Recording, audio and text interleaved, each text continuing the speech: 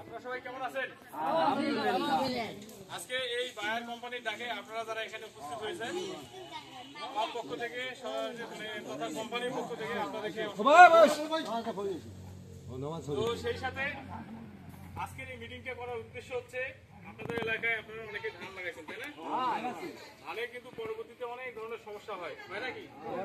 এই যে সমস্যাগুলো হয় এর জন্য কি আপনারা বিভিন্ন জায়গায় কিন্তু পরামর্শের জন্য যান না? আমরা আজকে আপনাদের একেবারে প্রান্তে চলে আসছি, ঠিক আছে? আপনাদের দ্বার প্রান্তে চলে আসছি। এটা কি আপনাদের জন্য ভালো না খারাপ? আমরা কিন্তু আপনাদেরকে টাকা পয়সা বা অন্য কিছু দিয়ে সহযোগিতা করতে পারবো না। আমরা আজকে আপনাদেরকে পরামর্শ দেওয়ার জন্য আসছি। কি পরামর্শ? আপনার ধান কিভাবে আপনি সুন্দরভাবে, এটার জন্য আমরা যথেষ্ট ভাবে আপনাদেরকে সহযোগিতা করবো। ঠিক আছে কি? আমরা যে কোম্পানির পক্ষ থেকে আসছি, কোম্পানির নাম হচ্ছে বায়ার। আপনার নাম শুনছেন মনে হয়? বায়ার কোম্পানি জার্মান দেশের নাম শুনছেন অনেকেই। জার্মানি কোম্পানি থেকে হয়। এই কোম্পানির অনেকগুলা আমাদের ওষুধ পণ্য আছে, যে পণ্যগুলা কৃষির যে বিভিন্ন রোগ বালাই পোকামাকড় লাগে এর উপরে তৈরি করা আছে।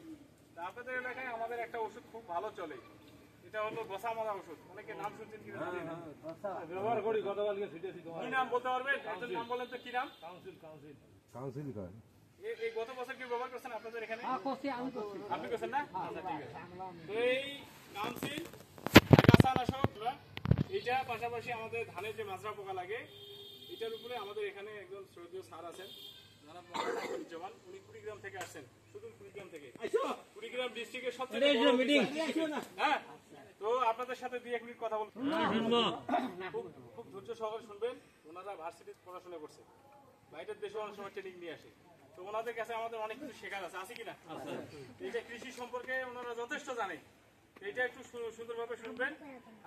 এই আশাবাদ ব্যক্ত করে আমি স্যারের কাছে মিটিংটা শুরু করার জন্য ধন্যবাদ আসাদকে।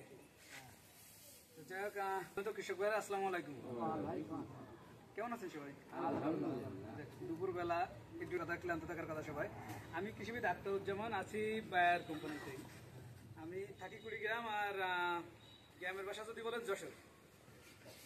কুড়িগ্রাম লালমিট এদিকে আমার প্রায় তাও 8 বছর 9 বছর মতো আর কি চলছে আর কি। এর আগে বগুড়াতে ছিলাম, এখন এদিকেই থাকি। তো যাক, বায়ার কোম্পানি তো নতুন করে পরিচয় দেওয়ার কিছু নাই, তাই না? বায়ার আসলে কি একটা কোম্পানির পরিচয় এই জন্য লাগে যে আপনি যে পণ্যটা ব্যবহার করছেন আসলে সেটা মানসম্মত কিনা, এটা কিন্তু মনে করেন খুঁজি আমরা। বিশেষ করে দেখেন, আমরা যখন বাজার থেকে চাউল কিনি, যদিও হয়তো বা বাড়িতে আমরা করি, তারপরেও যদি কেনার ক্ষেত্রে কিন্তু বলি যে আমার হয় 28 চাল দেন, কিংবা 29 দেন, কিংবা মিনিকেট দেন, আমরা কিন্তু এরকম কিছু নাম ধরে চাই। যে কোনটা ভালো লাগলো সেটা কিন্তু নেই যে এমনটা না, কিছু নাম ধরে চাই আর কি, যে ভাই আমি এই চাউলটা কিনি। কিংবা দেখবেন আপনি তেল কিনতে যাবেন, সয়াবিন তেল কিনবেন, বলেন যে তিল তেল দেন, কিংবা মনে করেন এরকম নাম ধরে কিন্তু একটা চান আর কি, যে কোনো তেল বলেন না আর কি। তো এরকম যে আমরা আসছি যেখান থেকে, এই বায়ার কোম্পানিরও আপনার জানতে হবে যে আসলে মানে তলিতল্প আছে নাকি এমনিতে উড়ে আসলো। তো যাক, হয়তো বা একটা পরিচয় দেওয়ার জন্য যে ভাই বললেন যে আপনাদের এলাকায় কাউন্সিলটা সম্ভবত পরিচিত হচ্ছে। নাটিভোগ কি আপনারা ব্যবহার করেন? নাটিভোগ কিন্তু আমাদের কোম্পানি, ফলিকুর আমাদের, অ্যান্ট্রাকল, রাইটেল, এটা অনেক পুরাতন একটা কোম্পানি। তো যাক, আমরা আজকে এখানে যে উদ্দেশ্য নিয়ে আসছি সেটা হলো ধানের কয়েকটা সমস্যা হয়, আগাছা, সমস্যা, এরপর পতনের সমস্যা, শেষে আছে হয়তো বা কারেন্ট পোকার সমস্যা। এগুলো নিয়েই কিন্তু ধান চাষ। আগাছা যদি বলি, আমাদের এখানে বর্তমানে ধান গাছের বয়স আসলে কত দিচ্ছে?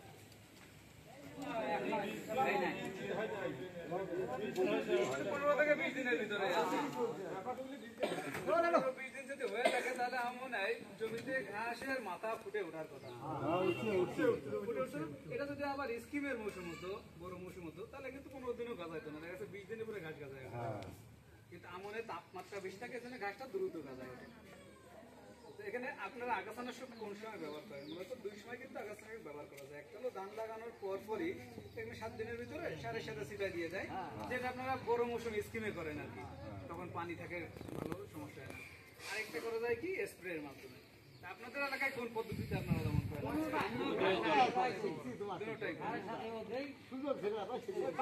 সারের সাথে দিয়েছেন, কে কে আছেন এই পর্যন্ত সারের সাথে দেওয়া হয়েছে? এই বছর দেই নাই এলা আগামী আপনারা আছেন। কি দিচ্ছেন এখানে আপনি সারের সাথে? নির্মূল এখন না আচ্ছা সেটা যেটা হোক, মানে আপনি ওই যে পাতা ওষুধ একটা সারের সাথে মিশিয়ে জমিতে কি গাছ এখন ওটা শুরু হয়েছে নাকি ওঠেনি? এখনো শুরু হয় না? আচ্ছা আপনাদের এলাকায় গচা ময়নাটা কেমন ওঠে? যেটা সামনে বড় হয়ে দেখতে পাবেন। ওটা তো আর মাপ যাবে না তাই না? ওটা তো উঠবে, আজব কালে উঠবে। তো দেখেন সারের সাথে দিয়ে একটা পদ্ধতিতে কন্ট্রোল করা যায়, কিন্তু সেটা তো আপনার কন্ডিশন থাকার আগে জমিতে পানি ধরে রাখা লাগবে। তো আমন মৌসুমে একটু পানির সমস্যা, এই জন্য অনেকের হয়তো বা মনে করেন একটু ফেল মারেন আর কি, দেওয়ার পরেও গাছ উঠে যায় আর কি।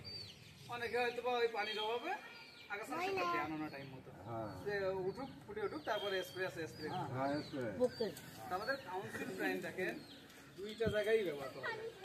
যদি চান আপনি ঘাস গজানোর আগেও দিতে পারবেন, যদি চান ঘাস গজানোর পরেও দিতে পারবেন। ঘাস গজানোর আগে কিভাবে দিবেন? ঘাস গজানোর আগে দিতে হলে আপনাকে এই কাউন্সিলের সাথে 18 WP যেটা আছে এইটা সারের সাথে মিক্সার করে জমিতে দিয়ে দিতে হবে এবং 3-4 ইঞ্চি পানি ধরে রাখা লাগবে 5 থেকে 7 দিন পর্যন্ত। এটা বাধ্যতামূলক, কিন্তু সারের সাথে ওষুধ দিলে আপনাকে 5-7 দিন পানি রাখা লাগে। যদি না রাখতে পারেন ঘাস উঠে যায়। ঘাস মারা ওষুধটা কিন্তু খুবই টেকনিক্যাল একটা ওষুধ আর কি। মানে সঠিক সময় দিবেন না ঘাস উঠে যাবে, সঠিক মাত্রায় দিবেন না ঘাস উঠে যাবে, পানি রাখতে পারবেন না ঘাস উঠে যাবে, বিভিন্ন কারণ রয়েছে। আর ঘাস ওঠার পরে কি সানরাইজের সাথে কাউন্সিলটা অ্যাড করে স্প্রে করে দেওয়া লাগে। এই আছে দুইটা পদ্ধতি। তো যাই হোক প্রথম পদ্ধতির সময় তো পার হয়ে গেছে, এখন তো রয়েছে আমাদের স্প্রে করে দেওয়া। তাহলে এইটা আমি কি পদ্ধতিতে দেব? মানে আমাকে যেন রেজাল্টটা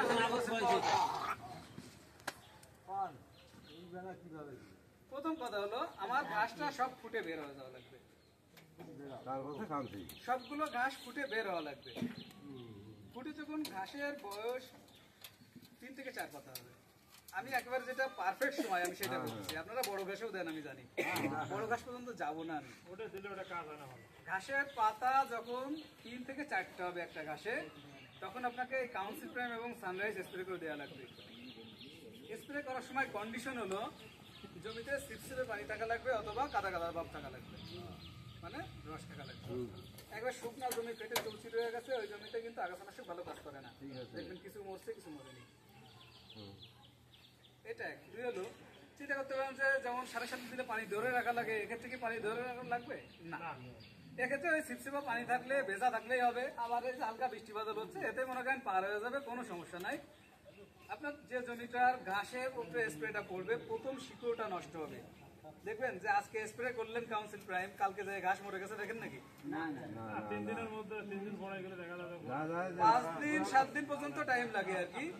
দেখবেন 3-4 দিন গেলে একটা ঘাস উঠালে আর গোড়াটা মনে হয় লাল হয়ে যায়, পুরো ঘাসটা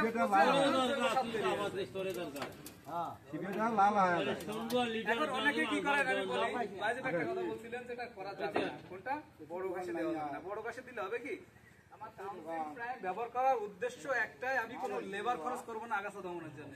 কিন্তু বড় ঘাসে যদি আপনি দেন, ঘাস এই বড় হয়ে গেছে, তখন দিলে হবে কি স্প্রে করে দিয়েছেন, ঘাসে গোড়া দেখতেছেন নষ্ট হয়ে গেছে, ওই মনে করেন আপনি দমড়াই মশলাই আবার উঠাই নিয়ে আসতেছেন, মানে লেবার আপনি আবার নামাচ্ছেনই কি ওটা পরিষ্কার করে নিয়ে আসার জন্য, তাহলে আপনার টাকা কোথায় সেভ হলো?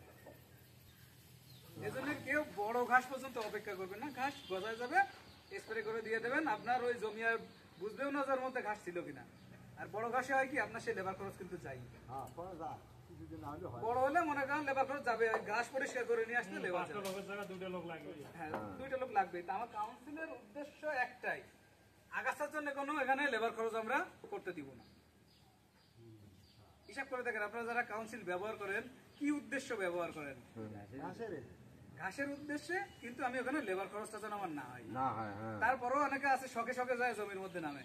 আমি একটা আপনাকে গ্যারান্টি দিচ্ছি, কাউন্সিল প্রাইম সানরাইজ এটা ব্যবহার করার ফলে আপনার মনে হয় না যে আগাছানাশক নর্মালি যেগুলো ব্যবহার করেন একটা স্তর পরে, কিন্তু ঘাস না থাকলেও ভেঙে দেওয়ার জন্য হলেও 2টা মহিলা নামায় দেন।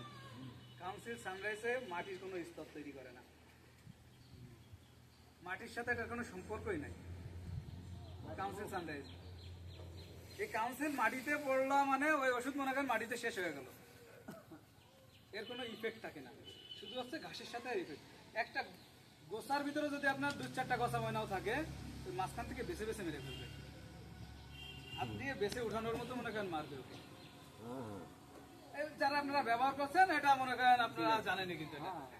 তো এটা ছিল কাউন্সিল ব্র্যান্ডের, যেহেতু আপনারা ব্যবহার করেন আমার মনে হয় এত বেশি না বললেও চলবে। আমি শুধু জাস্ট সবাইকে একটু স্মরণ করায় দেওয়ার উদ্দেশ্যে আমরা কিন্তু ক্যাম্পেইন আকারে এখানে আসছি সবাই, যে জিনিসটাকে আবার একটা মৌসুম শুরু হয়েছে অনেকে ভুলে যেতে পারেন, হয়তো বা 6 মাস পরে চাষাবাদে আমরা আসি আবার 6 মাস পরে যে আরেকটা ধান লাগাবো, এই জন্য স্মরণ করা যাওয়া। এটার পাশাপাশি আরেকটা বড় উদ্দেশ্য নিয়ে আসে আমাদের, সেটা হলো মাজরা পোকা দমন পদ্ধতি। আচ্ছা, আমরা ধান যারা চাষ করি মাজরা পোকার ওষুধ দিই না, কে কে আছি আমরা একটু আদৌ দেবো? মাজরা পোকার কোনো ওষুধ দিই না, ধান চাষ করি সবাই দেই। সবাই দেন। এখন বলেন সবাই তো দেন, গত বছরের কথা যদি চিন্তা করি, কার কার জমিতে মাজরা পোকা একটা হলেও কাটছিল? প্রায় প্রায় প্রায় সবাই জমিতে কাটছে। এখন তাহলে দেখেন দিয়েও কাজ হয় না। তাহলে এর পিছনে কিছু কারণ অবশ্যই আছে, আমি সেই কারণটা আপনাদেরকে একটু বলার জন্য আসছি। সবাই তো আর বাইরের ওষুধ দিবেন না। এখানে মনে করেন 30 জন যদি আপনারা কৃষক থাকেন, হয়তো 10 জন দেবেন, 20 জন দিবেনই না। আমার কথা হলো আপনারা যে ওষুধই দেন এটার কয়েকটা নিয়ম কারণ আছে, এগুলো একটু কঠিনভাবে মানা লাগবে। আমার শব্দও কঠিন, আপনাকে মানতে হবে কঠিনভাবে। প্রথম শর্ত হলো মাজরা পোকার ওষুধ দিতে হবে আপনাকে মাজরা লাগার আগে। কারণটা কি? কথাটা একটু মানে গুরুত্ব সহকারে নেন। মাজরা লাগার আগে আমরা নরমালি কি করি দেখবেন, একটা জমিতে 2-1টা কাটাকাটি শুরু হয়েছে, তখন যে ওষুধটা দিই। এই যে 2-1টা কাটাকাটি শুরু হলো, এর অর্থ কি আমার ওই জমিতে কি 2-1টা পোকাই আছে? না, একটা পাতার নিচে মনে করেন 2 থেকে 300টা ডিম পাড়ে একটা পাতার নিচে। তো এরকম যদি মনে করেন আপনার 20টা পোকা এসেও যদি আপনার জমিতে ডিম পাড়ে, তাহলে কতগুলো পোকায়? 6000 মতো মনে করেন পোকায়। 6000 যদি 20টা পুঁতি পোকা এসে ডিম পাড়ে, 6000 মতো এখান থেকে পোকা বের হবে। চিন্তা করতে পারেন? এই যে আমরা 2-4টা কাটাকাটি দেখতেছি, তার মানে আরো অসংখ্য পোকা আপনার গাছের মধ্যে ঢুকে বসে আছে, যেটা হয়তো আজ কাটছে, নাহলে আরো 2-4 দিন পরে কাটবে। পৃথিবীতে এমন কোন ওষুধ নাই যেটা আপনার একটা মাজরা পোকা ধান গাছের ভিতরে আছে, ওষুধ আপনি উপরে স্প্রে করে দিয়ে গেলেন, ধান গাছের ভিতরে মাজরা পোকা মরলো। দেখছেন কখনো? আমি বলছি মরার কারণ বলছি, এটা আছে কালে বছর 2-1টা পাবেন। কোনটা? কোন কারণে ওষুধ আপনি দিছেন, তারপরে সে খাইতে যায় ভিতরে ঢুকছে, ওই যে গায়ে ওষুধটা লাগছিল ভিতরে যায় মনে করেন মারা গেছে। এই পোকাটা আপনি মারা দেখতে পারেন, তাছাড়া কোনো পোকা মরবে না। তাছাড়া ম্যাক্সিমাম পোকায় জীবিত থাকবে ভিতরে, মরলে সর্বোচ্চ 20% পোকা মরবে, 80% পোকায় জীবিত থাকবে এবং কাটিয়ে তারপরে বেরোবে এখান থেকে। দেখেন আজকে আপনি ওই যে 2-4টা কাটাকাটি দেখে ওষুধটা দিলেন, ওষুধ দেওয়ার 5-7 দিন পর পর্যন্ত দেখেন না যে মরা ডিগ বেরোচ্ছে। সামন দিয়ে আসে, এদিক দিয়ে আসে, সামন দিয়ে আসে। সেটা যে ওষুধই দেন, দেখেন আপনি ককটেল বানায় দেন আর যেটাই করেন, ও কাটা করে তারপরে বের হবে। এই জন্য মাজরা পোকার ওষুধ দেওয়ার সঠিক সময় হলো মাজরা লাগার আগেই। তাহলে মাজরাটা কখন লাগে এটাও আমাকে একটু জানতে হবে, এটা কিন্তু সবাই জানেন আপনারা। প্রথম কিস্তিতে আমরা যখন ইউরিয়া সারটা দিই, তার পরপরই কিন্তু মাজরা আক্রমণটা শুরু হয়। প্রথম কিস্তি ইউরিয়া সার কখন দিই? 20 দিনের দেখবেন, 2-1 দিন আগে। তাহলে আমি প্রথম মাজরা পোকার ওষুধটা দিব এই 20 থেকে 25 দিনের ভিতরে, তাতে মাজরা পোকা লাগুক বা না লাগুক। আমি যে ওষুধটা হয়তো 30 দিন 35 দিনে দিতাম, সেটা আমি দেব 20 থেকে 25 দিনের ভিতরে। আরেকটা মাজরা পোকার ওষুধ দেন আপনারা শীষ বের হলে, ওই ওষুধটা শীষ বের হলে দিয়ে কোনো লাভ নাই। মাজরা পোকার ওষুধ একেবারে সত্য কথা বলছি, শীষ বের হওয়ার পরে মাজরা পোকার ওষুধের কোনো কাজ নাই। ওইটা দিতে হবে আপনাকে কাঁচথোড় থাকা অবস্থায়, মানে বয়স মোটামুটি 40-45 যখন হয়ে যাবে, ভিতরে মনে করেন কাঁচথোড় হওয়া শুরু হয়, এই সময় আপনাকে দিতে হবে দ্বিতীয় মাজরা পোকার ওষুধ। এই দুইটা আছে মাজরা পোকার টাইম। মাজরা পোকার ওষুধ দেওয়ার টাইম এই দুইটাই, একটা হলো 20 থেকে 25 দিন, আর একটা 40 থেকে 50 দিন। তাছাড়া শীষের উপরে দিয়ে মাজরা পোকা মনে করেন মারা যায়।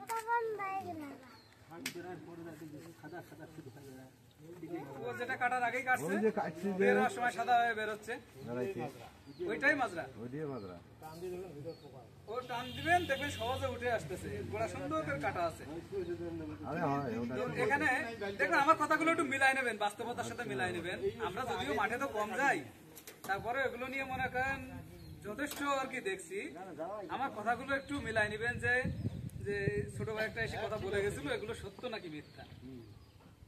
আপনি শুধু কাটার আগে একবার দিয়ে দেখেন ওষুধ, আপনার জমির কি অবস্থা হয়, কতটুকু ভালো থাকে। আর দুই একটা কাটাকাটি ধরছে ওই সময় যে স্প্রে দেন, ওখানে স্প্রে আপনার লাগবে একের অধিক। দেখবেন যে বলবে 7 দিন পর আর একটা স্প্রে দেন, ওই ভাই বসে আছে উনি বলবে যে এটার সাথে আর একটা মিক্সার করে দেন, যেহেতু মাজাল খরচ গেল বেড়ে, ওষুধ একবারের জায়গায় স্প্রে করা লাগবে আপনাকে 2 বার, সেখানে যাবে খরচ বেড়ে। আর যেটা কাটলো ওটা তো কাটলোই, ফিসাবিল্লাহ ওটা শেষ। না না, আপনারা যে সময় যে চান কিছু করার থাকে না আর কি। হ্যাঁ, এই জন্য বলি, আমি আপনাকে বলছি যে মাজাল আগেই দেন, শুধু একটা ওষুধ মনে করেন ভায়াগো দিবেন, এর সাথে কোনো মিক্সারে যাবেন না, কোনো কিছু যাবেন না, এইটাই আপনাকে একটা দীর্ঘস্থায়ী প্রোটেকশন দিবে। তো জানেন আমি শেষ করে বেড এক্সপার্ট আপনারা এদিকে একসময় ব্যবহার করছেন না, এবং আমরা সর্বশেষ যেটা সেটা হলো ভায়াগো। এটা হচ্ছে একেবারে লেটেস্ট, সারা পৃথিবীর ভিতরে লেটেস্ট টেকনোলজি হচ্ছে ভায়াগো। বেড এক্সপার্ট এখনো মার্কেটে আছে, চাইলে ওটাও দিতে পারবেন, কিন্তু আমি বলবো যেহেতু নতুন আসছে, নতুন এটা আপনারাও খোঁজেন, কিন্তু নতুন কি আসলো, আর বায়ার কোম্পানির নতুন একটা নিয়ে আসা মানে কিন্তু অনেক বড় কিছু আর কি। তো এটা অন্তত আগামী আপনি 8-10 বছর নিশ্চিন্তে ব্যবহার করতে পারবেন। এমন এক সময় ওষুধ ছিল হেভি কাজ দিচ্ছে, এখন এসে আর কাজ দেয় না, বলেন জানেন না?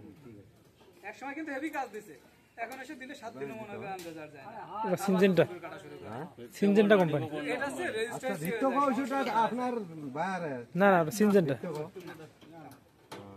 ওটাও এক সময় কাজ করছে ভালো, এখন এসে আর কাজ করে না। তো এরকম যে পুরাতন ওষুধগুলো রয়েছে একসময় ভালো কাজ করছে, ওষুধ কিন্তু আগের মতো রয়েছে, ওষুধ কমাই দিছে ওটা তা না। ওই পোকাগুলো এখন খাইতে খাইতে সহনশীল হয়ে গেছে, ওটা আর খেয়ে কাজ হয় না, ওটা এখন খাবারের মতো হয়ে গেছে। এই জন্য নতুন আমাদের নিয়ে আসছে, সেটা হলো ভায়াগো। মনে থাকবে কি নামটা? ভায়াগো। এটা ডোজ ওই বেড এক্সপার্টের মতো, প্রতি শতাংশে 1 মিলি করে, 100% 100 মিলি। আর এই ভায়াগো তাহলে নতুনত্ব কি নিয়ে আসছি জিজ্ঞেস করতে পারেন যে তাহলে আগের থেকে এটা নতুন কি নিয়ে আসলেন। এটা নতুন হচ্ছে একটাই, আমার যে মা পোকাটা আছে না, এটা পাতার হয়ে যায়। এই ডিম কি কখনো নষ্ট করতে পারেন? না। ছিঁড়ে নিয়ে আসতে হবে ডিম যদি নষ্ট করতে চান। ভায়াগোর একটা স্পেশাল গুণ হলো, একটা পাতার উপরে যদি ডিম পেড়ে যায়, সেই ডিমটা পর্যন্ত নষ্ট হয়ে যাবে ভায়াগো স্প্রে। ডিমটা পুড়ে দেখবেন কালো হয়ে গেছে, যদি কেউ খেয়াল করেন পুরো ডিমটা কালো হয়ে যাবে। তখন একটা পাতার নিচে প্রায় 2 থেকে 300 ডিম থাকে, এটা ফুটে বের হয়ে যাওয়া মানে পুরো জমির মধ্যে ছড়ায় যাবে। আমি যদি ওই পাতার মধ্যেই কন্ট্রোল করতে পারি, পরের দমনটা আমার কিন্তু সহজ হবে। এটা হচ্ছে নতুনত্ব আমাদের ভায়াগোর, এটা ডিম সহ পোকা নষ্ট করে। যতই কোনো ভাই রেট দিলে না কমে দেয়। এখন বলেন, এখন আর কার কি আছে? যেমন চাচা বলছেন রেট, আমি সেটা নিয়েও দরকার হলে কথা বলছি। আপনাদের আর কারো কোনো প্রশ্ন আছে কি? আমরা মনে করো বায়ার আগে চাই দিয়েছি, এই এক বছর আমি দেই না। আচ্ছা, যে কোনো জিনিসের আমি একটু বলি, 1 মিনিটে আমি সমাধান করব। যে কোনো জিনিসের 3টা ক্যাটাগরি থাকে, দেখবেন একটা একেবারে নিম্ন কোয়ালিটির, একটা মধ্যম কোয়ালিটির, আর একটা হচ্ছে প্রিমিয়াম কোয়ালিটি, হাই কোয়ালিটির বলে। এখন দাম যেগুলো ফিক্সড হয়, শুধু ওষুধের ক্ষেত্রে না, আপনি যে কোনো জিনিস, একটা কাপড় কিনতে যান, একটা মোবাইল কিনতে যান, দেখবেন একই ঘটনা।